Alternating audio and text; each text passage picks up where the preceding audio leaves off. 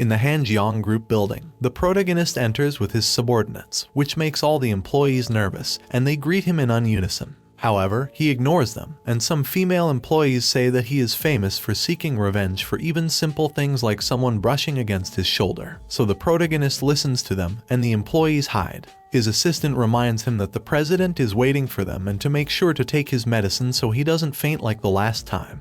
He says that he will identify the employees to report them to human resources. The protagonist adjusts his suit and enters his father's office, the company president. His father asks him what happened with the Russia case, and the protagonist tells him that everything went well. So he asks if he will then give him the financial subsidiary as promised. But his father says it's too soon because he has a plan in mind and orders him to leave. Then his assistant informs him that his brother, the CEO, is waiting for him. They meet, and the protagonist's brother asks him how he is and about the Russia project, to which the protagonist responds that everything is fine, and everything is going according to plan. His brother asks him if the president's comments were good then, but the protagonist avoids the question and says that they will do their best for the company. But his brother tells him it's funny because there has never been a they, so he should simply be happy to be a part of the company without taking things away from others. But the protagonist says that the fact that it's not his own makes him want it more. And he tells his brother that he will have to start working if he wants to protect what is his and then retire. So his brother says he will take care of the protagonist and show him how terrifying the world can be. As he became angry during the argument, the protagonist's heart begins to fail, and he must hurry to take his medicine.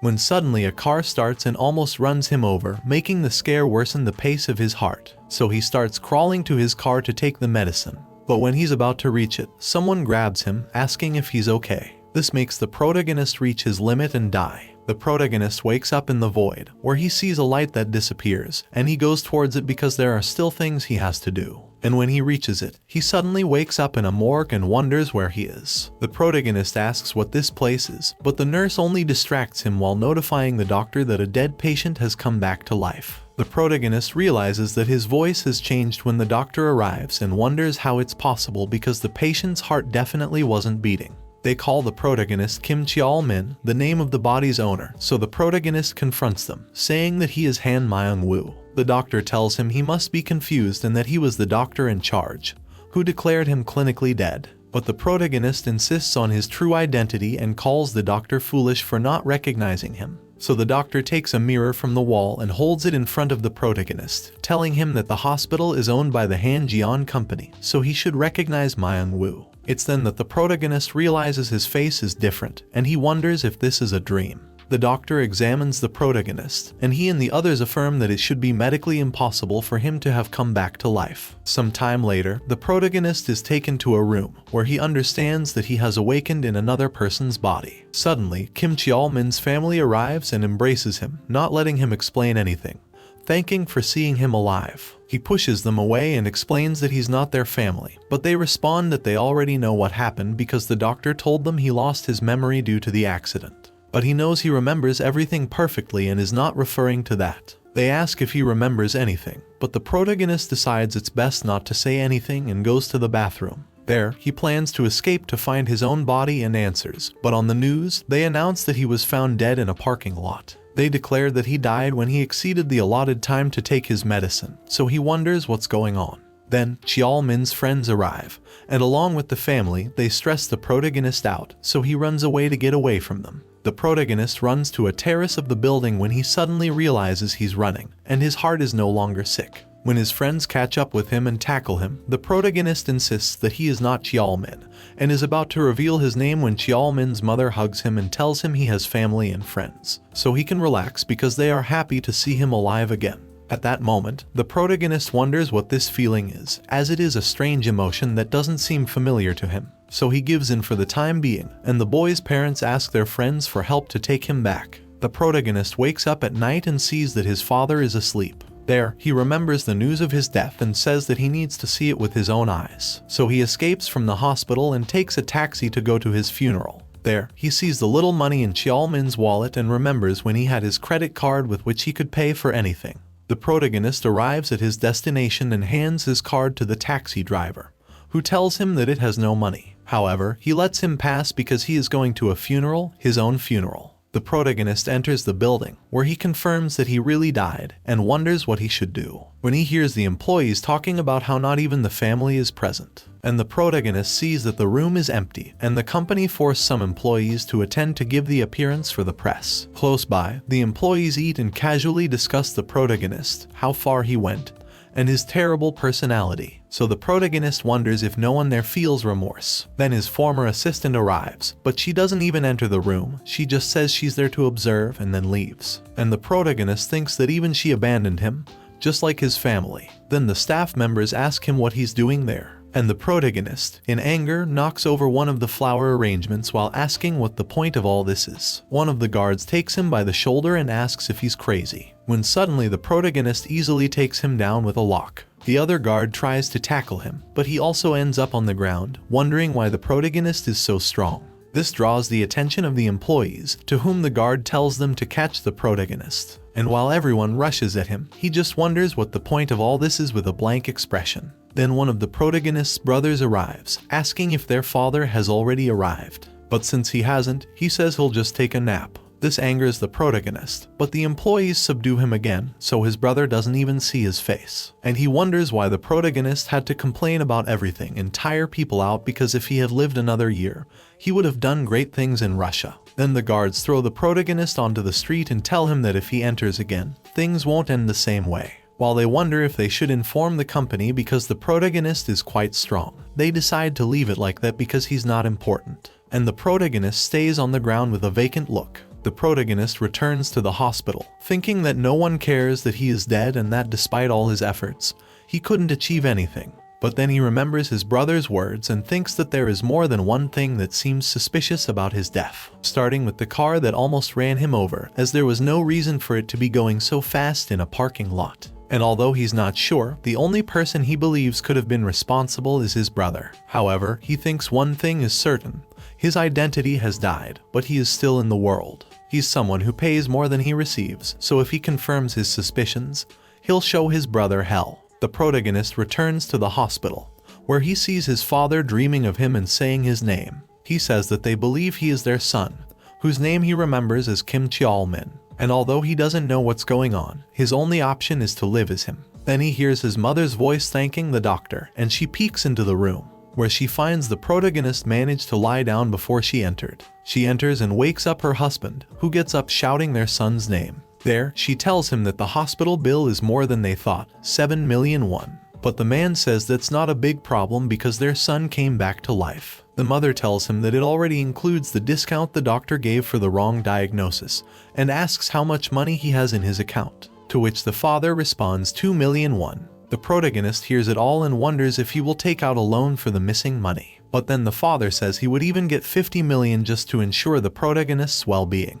And the protagonist feels the warm sensation again, so he says he won't be able to sleep. And that amount, along with his savings, wouldn't have been much, but he doesn't remember his password. The next day, the family returns home, and the protagonist wonders if it's possible to live as another person. But when he enters, he wonders why a family of 4 lives in such a small place. However, he says that it feels cozier than his own house, so it's not really that bad. The next day, the sister looks for the protagonist in his room, but he's not there, and his mother tells her that he went for a walk with his father. There we see the protagonist running, who is afraid that his heart will explode, but with this body, he realizes that it won't happen. The protagonist gets excited about feeling that he can now do anything with his body, when one of his friends, named Jing-jo, calls him and asks how he's doing and if he wants to return to work part-time at the store where he used to work. But the protagonist insists that he doesn't want to because he doesn't see himself in a part-time job. Then his father catches up with him, and the protagonist tells him that his friend called to offer him the job,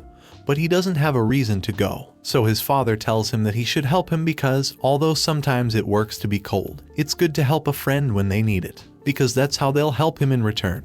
The protagonist says it depends on the friend, but his father reminds him that Jing-jo is someone loyal with whom he grew up, and the terms of their loyalty can be found in his heart, so he should go and help him. Then we see the protagonist working in the store and being very kind to the customers. This surprises Jing-jo because the protagonist learned to do everything in an hour, while it takes a normal person 1 or 2 days. The protagonist then asks why his shift changed, and his friend tells him it's something normal, and he whispers that it's because the boss is very stingy. The protagonist asks why he's whispering, and the guy tells him it's because the cameras also record sound, more for security than for monitoring employees not stealing. So the protagonist says the boss is stingy, and Jin-jo tells him that the boss is the type of person who doesn't let them close the store even if there's no one to serve, or else he makes them compensate for all the money that wasn't earned that day. And he says he's only there because it's hard to find work when suddenly the boss enters the store. And the protagonist realizes he has a bad personality because he immediately scolds Jin-jo over unimportant details. Then the owner approaches and reprimands the protagonist for not greeting him respectfully. He does so, but the owner says that everything that happened in the hospital is no excuse and orders him to greet him again, but properly. However, the protagonist remains silent, and the owner angrily asks if that's how he treats customers. Then Jin-jo steps in and begins to defend the protagonist, arguing that even though he just came out of the hospital, he's doing him a favor by working and providing good service. This surprises the protagonist because no one had ever stepped up to defend him. Enraged, the owner then says he will pay the protagonist as if he were in training and is about to leave when the protagonist stops him. And he asks if they won't sign an employment contract, but the owner says no because they'll only be there for a couple of days, and he leaves. The protagonist says it's a mess, but Jin-jo explains that it's because the owner was fired from his previous job because they didn't pay him properly. Night falls, and Jin-jo leaves, leaving the protagonist alone. A drunk customer arrives and asks for a pack of cigarettes and a cup of ramen. The protagonist charges him for the products, but the man orders him to prepare the ramen. The protagonist tells him he should do it himself, but the man argues that he's the customer, and he must obey him. The protagonist remains calm and tells him where the ingredients are, but this only angers the man further. He throws the cigarettes at him, but the protagonist catches them in the air. Then the man tells him that he is the vice director of Gamsung Electronics, something the protagonist could never aspire to. But the protagonist only thinks it's a low-ranking position and mocks the man by telling him to go home. The man asks how a kid dares to speak to a vice director like that. But then the protagonist tells him that his attitude is because he must be stuck as a vice director, and he heard that the refrigerator his company introduced is not selling well, and he must be involved. This scares the man, who asks how he knows, and the protagonist continues to say that if he were the director, he would take the opportunity to blame the poor sales on a vice director making a scene in a store. So he asks him to apologize. The man thinks the boy only guessed everything and is about to hit him. But the protagonist clearly sees the fist and blocks it, catching the man's arm. He tells him that he could hit him, but instead, he will give him a much worse punishment. But the man believes he can't do anything and demands that he call the store owner. But then the protagonist tells him that the surveillance cameras record voices, and he will send the video to his company and the media tomorrow, which will likely lead to his dismissal or even his divorce. So the man ends up apologizing and leaves. In his car, he says he won't let him get away with it when suddenly the police show up for a report of someone driving drunk. And the protagonist says he likes to hold grudges. The next day, the protagonist tells Jin-jo what happened, and he is surprised that he managed to get the man to apologize. He also remarks on how the protagonist acted with such character, as he used to just laugh and obey. The owner had told them to be polite even with customers like that, even if they were drunk or aggressive. This surprises and angers the protagonist, who breaks a pencil and says he feels a little sick. So, once in his room, the protagonist says he will use the owner to his advantage. He checks his bank account and realizes that the owner uses cheap tricks like taking his time to send money and paying less than he should. The protagonist waits for the next payment to confirm it, but it doesn't arrive. And when he asks, the owner only gives short answers. Some time later, the protagonist calls him to check if he reviewed the payments, and he tells him he will review it and send it, so he should be patient. But the protagonist thinks this time he won't get away with it. He tells him about all the things the man has been avoiding paying over the months, so he gives him the exact amount he owes, in addition to all the promised pay raises. The owner then asks him what's wrong and if he's trying to start trouble with him. And the protagonist simply says he's asking for the money he promised him. This makes the owner lose his patience and tells him he will see him at the store with Jin-jo, and then he hangs up. And the protagonist is satisfied because that's what he wanted him to say. Both boys wait in the store when the boss arrives and asks the protagonist again if he wants to start trouble with him. And he reminds him that he's privileged because he gave him the job, as the real world is not like that. Those are the rules of society, and he should be grateful because he's teaching him that kind of advice. But the protagonist only replies that he must like his rules, so they will follow them from now on. He tells him that the rules of society dictate that as a boss, he should pay them fairly, but he has been ignoring them. The owner is angry that he dares to talk to an adult and not back down. But the protagonist says he's only following his rules and warns him that he will call the Ministry of Labor and Employment if they don't receive their payment before noon. The owner says that if they do that, then he will sue them for eating the leftovers they should have thrown away. But Jin-jo affirms that they didn't do that, and it's recorded on the cameras. This leaves the man speechless, and he leaves the store saying he will pay them. But halfway there, the protagonist sends him a message with the total sums he owes to each of them. And the man screams in frustration. The protagonist and Jin-jo go out to celebrate their victory, although Jin-jo chastises him for not drinking alcohol. The protagonist thinks that he never did it due to his heart condition. Jin-jo thanks him for getting them paid but asks where he got so much information because he didn't know anything before. The protagonist only says it was luck, although his true self thinks he would never have let the owner get away with it. He asks his friend what he will do now, and he replies that he needs to find another job. But now that they have money, they should go to a club to drink and dance. In the evening, we see the protagonist's group of friends along with him about to enter a club. Once inside, Gang-ju advises him to just laugh and smile, as he's handsome and should be fine. And his other friend goes to the bathroom. Then we see some girls waiting for another of their friends, who is not answering her phone because they say she's too popular. One of them, named Soo-young, recognizes Young-soo, the friend of the protagonist. Back with them, they say that Young-soo is taking too long, and they start arguing because the guy eats too much, and therefore, he must also go to the bathroom a lot. When suddenly he arrives with the group of girls. So, his friends treat him with great respect and ask who they are. There, each of the boys introduces themselves, stating their majors and hobbies. And as Gang-ju wants to show off his strength, he tries to lift Jin-jo to prove it. But they start fighting again because he doesn't want to. The girls also introduce themselves, saying they are majoring in business specialization. And they greet the guys in unison, leaving the boys blushing. And the girls think they are very easy. Then the protagonist remembers the meetings at his company and says the situation seems familiar. And the girls see the protagonist and think he looks like the best of the group, although he's not saying anything. Soo-young greets him, but he doesn't respond. There, Gang-ju scolds him for not saying anything or introducing himself, and the protagonist resists at first. But he ends up giving in and introducing himself. However, when Soo-young asks him what he studies and his hobby, the protagonist doesn't remember them, and his friends have to remind him that he used to play soccer. And they tell the girls that he had an accident where he lost his memory, which prompts the protagonist to suddenly ask how he died. However, Jin-jo refuses to tell him there. Young-soo tries to change the subject when suddenly the girls call someone. They say it's Jeong Hyun-ju, whom the boys recognize as the university goddess. She meets Soo-young, to whom Hyun-ju says she doesn't want to be with weird guys like them. But her friend tells her to just give it a try, and if she doesn't like them, then she can make up an excuse and leave. So the girl agrees, but we see a guy who watches Hyun-ju suspiciously. She arrives at the table, leaving all three boys dazzled, so she thinks they're all crazy. But the protagonist notices the price of her jewelry and outfit,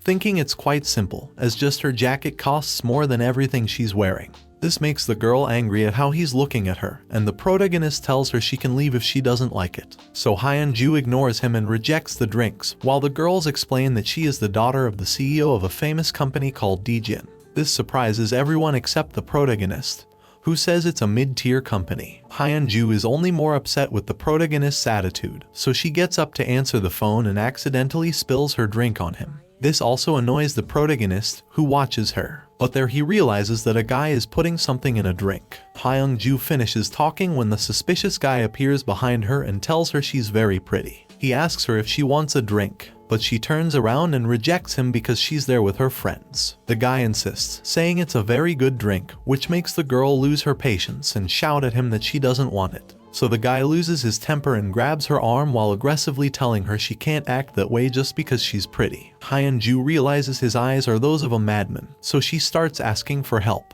And suddenly, the protagonist appears, twisting the guy's arm to free Hyun-ju. He then takes the glass and asks what he put in the drink and whether he should call the police to check it. This makes the guy laugh hysterically and ask the protagonist what he's doing and why he's getting involved while getting ready to hit him. The protagonist briefly wonders what he should do, but suddenly dodges the punch. And when the guy tries to hit him again, the protagonist dodges him once more. This frustrates the guy even more, and the protagonist then decides to kick him in the head. but the blow is too strong and accidentally knocks him out. The protagonist then asks some guys who are recording for their phones and calls the police, telling them he found someone putting drugs in another person's drink and has evidence. He warns a girl not to touch the glass. The guys, even though they don't know him, say for some reason they feel the need to listen to him. So when the protagonist tells them not to let the guy go, they only respond with "Yes, sir." The protagonist returns to Hyun-ju and she asks if he was following her. But the protagonist tells her it wasn't her he was following, but the guy. This upsets Hyun-ju, who calls the management to have a good party. They bring them even better food and drink than before, which the girl says is an apology for being so rude to them earlier. She asks them seductively if they forgive her, leaving them disarmed, and they immediately accept her apologies. So she then focuses on the protagonist, who thinks he will relent with the drink because it shouldn't be something he can buy. But he says he's fine with what he has and tells her to enjoy the drink. This captivates the other girls but infuriates Hyun-ju. Her friends also scold her because now she's not drinking when she used to be a heavy drinker. We see the group having a great night dancing and drinking, while the protagonist and Hyun-ju stay seated. People start leaving the venue, and a drunken Gang-ju chastises the protagonist for refusing the drink. Young-ju suggests going to a karaoke, but Soo-young wants to go home as it's late. Suddenly, a luxurious Ferrari arrives in front of the club, and the girl says it's Hyun-ju's car, surprising the group. The car's attendant apologizes for being late, saying that the car is difficult to drive, but the girl thanks him for his work. Then Soo-young tells her she doesn't drive when she's drunk, so she should call a driver. But Hyun-ju says she doesn't need it. She'll only ask someone who hasn't been drinking, and she asks the protagonist if he can drive for her. The protagonist deduces that she must want to see him scared driving a car like that, so he agrees, much to the envy of his friends. After thinking it over, his friends are glad they didn't have to pay for repairs if they were to crash. Both of them get into the car, and Hyun-ju tells him that even though it's expensive, he won't have to pay if they have an accident. She thinks that he'll soon be scared and begging her. Suddenly, the protagonist starts the car without her telling him how and opens the convertible in the same way, then accelerates rapidly. On the way, the protagonist looks calm, and Hyun-ju thinks that's not what she had in mind. There, the protagonist feels that the pedal is stiff, so he deduces that the car doesn't receive proper maintenance, and he thinks it's just like his old body, which is why one of his hobbies was collecting sports cars. Then he asks the girl if it's okay if he gets a speeding ticket, and she says yes. So, the protagonist accelerates to top speed. On the road, some guys boast about being the fastest when suddenly the protagonist overtakes them before they could even see him properly. The protagonist is happy because he feels like a lock has opened in his heart. Both arrive at the girl's house, where the protagonist gets out of the car and tells her it was fun, then walks away. This leaves the girl angry, telling him he'll regret doing that on purpose. The protagonist wakes up at his home,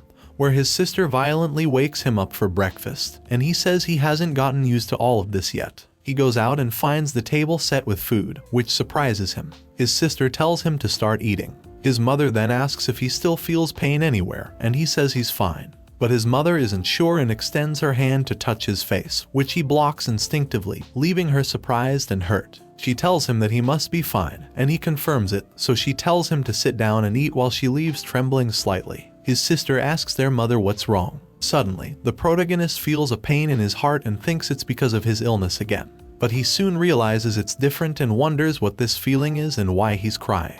The protagonist goes out, wondering what he's feeling and who he really is. He concludes that he must leave that house, but to do so, he must remember the password to his funds from another life, which he forgot. Then he remembers that Cheolmin has some money saved in his account, which he could borrow. The protagonist starts by calling Jung-jo to end their connection, but he doesn't hear him because he's hungover. He tells him to meet at the convenience store, which the protagonist accepts because they will tell him how he died. The protagonist arrives, and his friends scold him for being late, which he mocks them for being hungover and involuntarily smiles. This angers them, and they scold him for driving the Ferrari. The protagonist tells them it's because there's nothing he can win being with them. This angers Jung-jo even more, as the protagonist used to be one of the stupidest along with Gang-ju. However, this upsets the big guy, and they start fighting again, making the protagonist realize that in that situation, with them there, he can truly relax for the first time without thinking about details or subliminal messages. So he thinks he should have a meal with them to ask them questions and offers to pay for the food. Some time later, the group finishes eating, and the protagonist asks Jung-jo about what he said he would tell him about his death.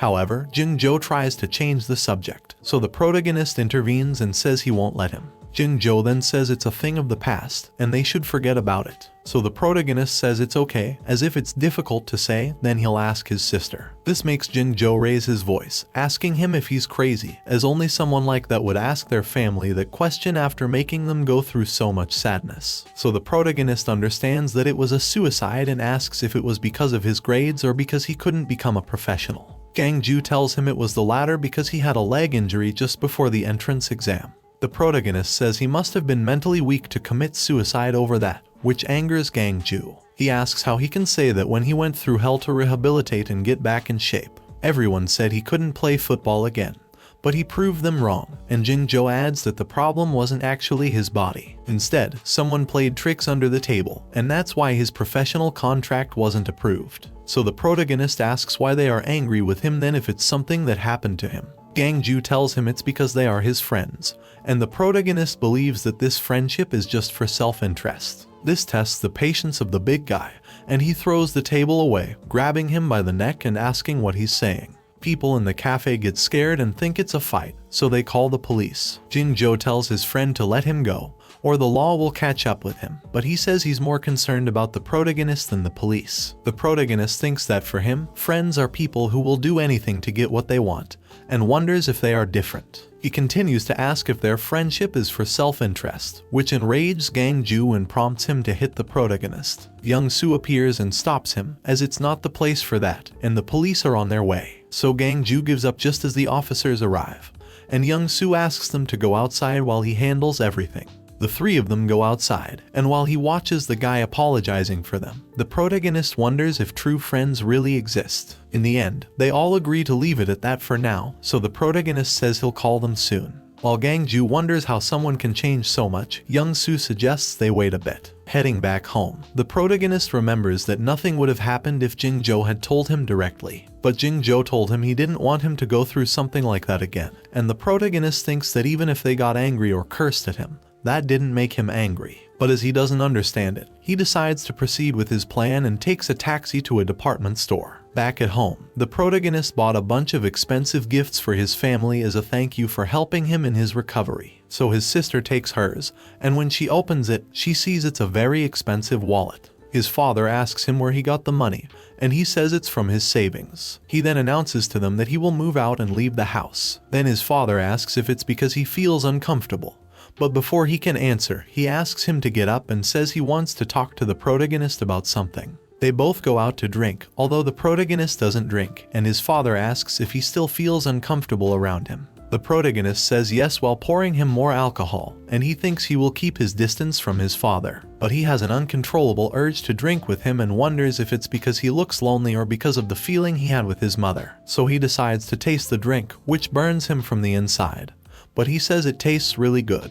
Time passes, and the protagonist says that getting drunk feels like that, which his father remembers was the same thing he said when he turned 20. So he is still his son and hasn't changed, and he tells him that the lack of familiarity will improve over time. The protagonist asks if they feel uncomfortable with him, and while his father makes him drink, he answers that no mother feels uncomfortable around her own child. Although the protagonist says there might be one who does, referring to his original mother. There, his father explains that what happened with his mother is because she is human, and it's normal for her to feel sad when her own child doesn't want her to touch him. But what really affected her was when he said he wanted to leave because she was worried that it was because she made him feel uncomfortable. Then his father asks him to stay in the house until he graduates because he wants them to be together until then, as he spent a long time in the dorms because of soccer. So they thought it was their chance to all live together. Then the protagonist says he just wants to ask one thing before, and that is, when he lived in the dorms, did he want to come home? And his father says yes because he told them he hoped for the day he could come back. Then they both return, and the protagonist approaches his mother to take her hand and place it on his face. Meanwhile, we see that he agreed to his father's proposal because even if he doesn't remember anything,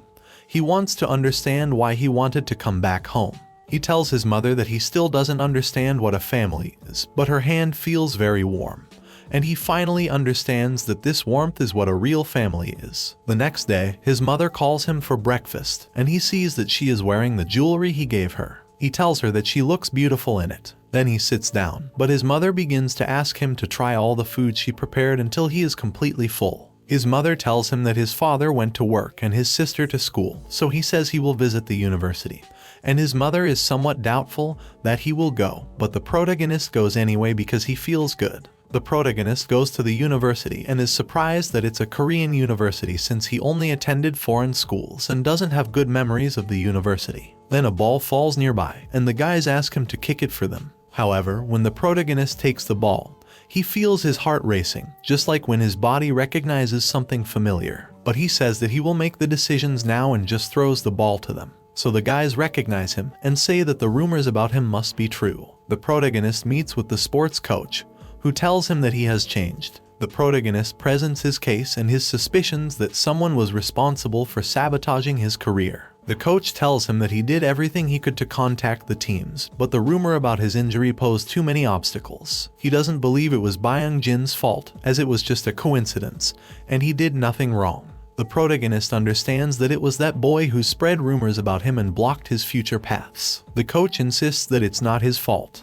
but the protagonist knows it's not true and asks if the teams are foolish enough to believe a child's words. He believes it must have been the coach who preferred Byung Jin over him to take advantage and improve his records. So he says that he now knows everything he needed to and wishes the boy a peaceful life before leaving. When he leaves, the protagonist tells Cheol-min that they both went through hardships, but now they will get what they deserve. The protagonist goes out, and a girl named Kang Hee-young tries to jump on him, but he dodges her and pushes her away because he doesn't recognize her. She reveals that she liked the protagonist in the past, but he says he's not interested and walks away. Some time later, his friends call him and complain about leaving Hee-young crying alone. They agree to meet at the business school, where the protagonist says he wants to see what the students are studying. He enters a classroom to listen to one of the classes, which he doesn't find bad. He waits to see the students' presentations. There, he encounters the girls from the club the other day, including Hyun-ju, who asks him what he's doing there and if he wants to learn about business. The protagonist says yes because he plans to take over the Han-jeon group. This scares the girls, who think the protagonist is crazy and say that they will meet with the guys after classes. Then a guy named Kai Seok asks Hyun-jun for help with the presentation and asks who the protagonist is. She introduces him, and the guy offers his hand, but the protagonist ignores him. The girl leaves, and then Kai Seok shows his true self and asks what the relationship between them is. But the protagonist doesn't tell him because he doesn't care, and he won't leave just because Kai Seok tells him to. So he warns him to stop bothering him. Kai Seok wants to continue fighting, but then his friends call him for the presentation, and he leaves, telling the protagonist that he will show him what business is. The guy starts his presentation while thinking that he's showing his level to Hyun-ju, and even though the protagonist is indifferent, he thinks he can't compete against him. Kai Seok finishes his presentation, and everyone congratulates him for a job well done. So the guy, in front of everyone, says that he would like to hear the protagonist's opinion about it, which surprises the girls. The teacher allows it, so the protagonist stands up and says that the presentation was quite unsatisfactory. Kai Seok asks him to give examples, and the protagonist begins to speak in such detail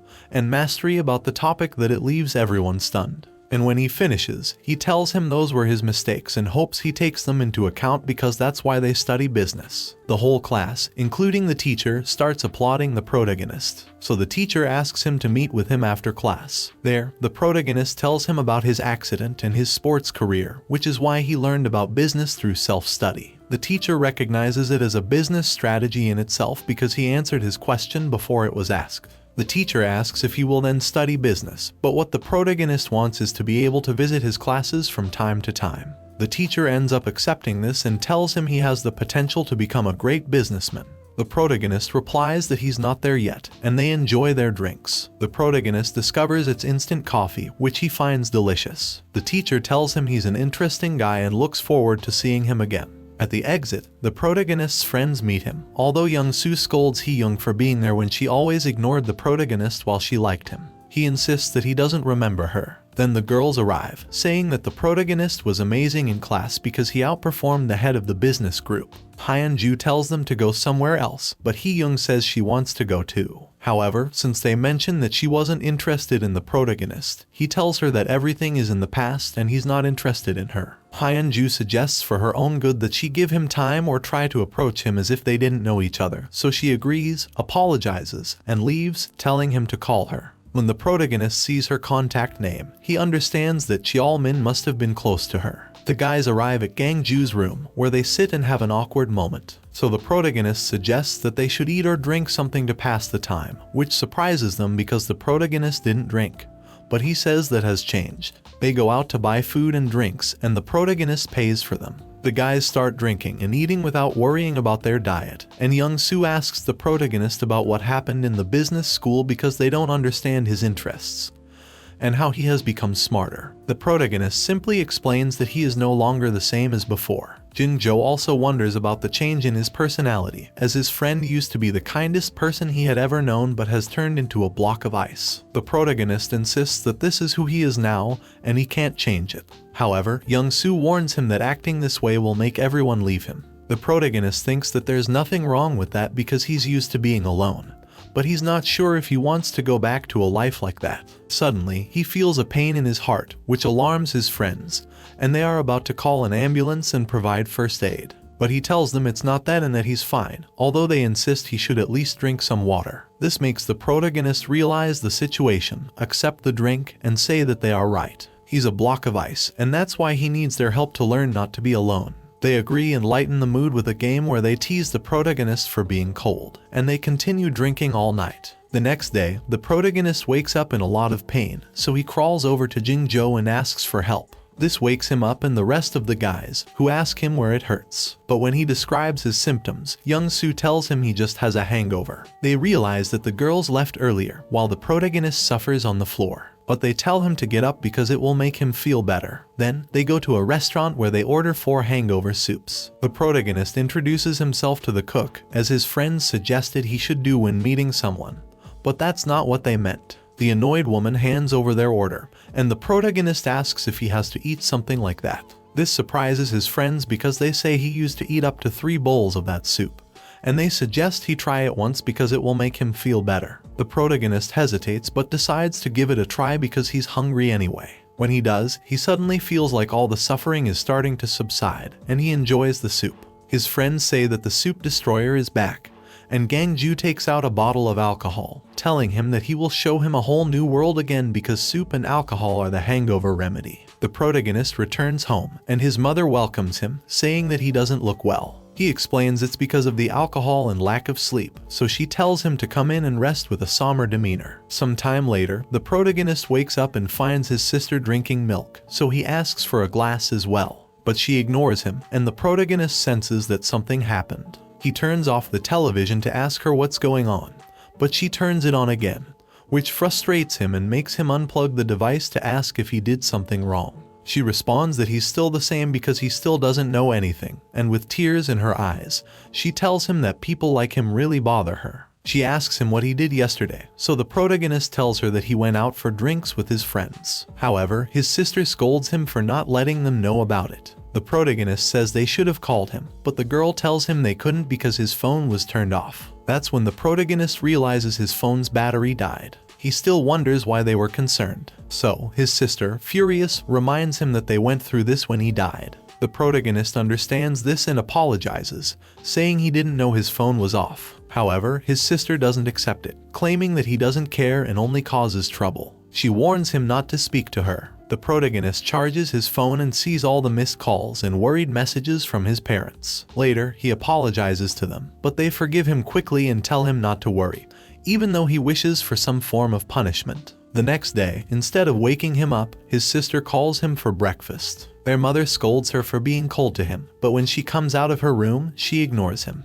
The protagonist feels like it's becoming increasingly difficult. Later, his mother asks if he's busy because his sister left a USB and some papers at home. She asks the protagonist to take them, against the girl's will, as no one else can do it. So, she entrusts him with the task and leaves for work, promising to make her sister stop acting this way. As she leaves, the protagonist thinks there's more to his sister's anger than just the trouble he caused, so he decides to seek answers when he goes to her school. The protagonist goes to her school and finds her with her friends, who greet him. However, his sister coldly asks him for her things. The protagonist asks her if she's busy and if she has 10 minutes to talk, but she says she is busy and doesn't have time to waste on him. So, the protagonist doesn't give her the papers and says he will give them to her in 10 minutes. He offers her friends a snack and asks if he can trade the papers for 10 minutes with his sister. They agree and they leave her. However, she insists she doesn't want to talk with him and tries to leave. The protagonist holds onto her backpack and suggests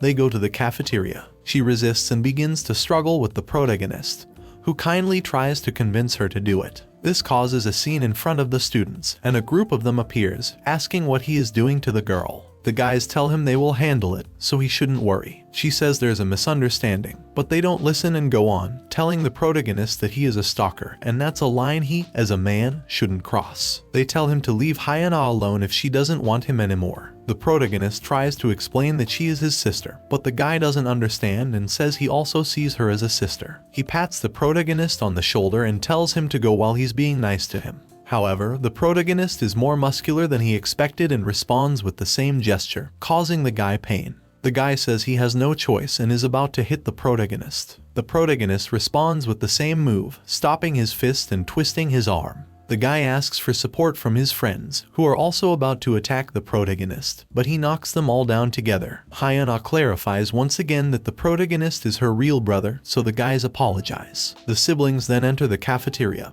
and the protagonist asks her if she is going to keep avoiding him. She replies that she doesn't know because it's something she can't fix, and the protagonist doesn't even understand the problem. He tells her that he wants to change, and she considers it, saying she wants to attend piano classes. The protagonist is surprised that it's the only reason, but his sister means that she wants to do the things she enjoys. Their parents focus all their money and attention on the protagonist, and she clarifies that she also wanted him to be successful.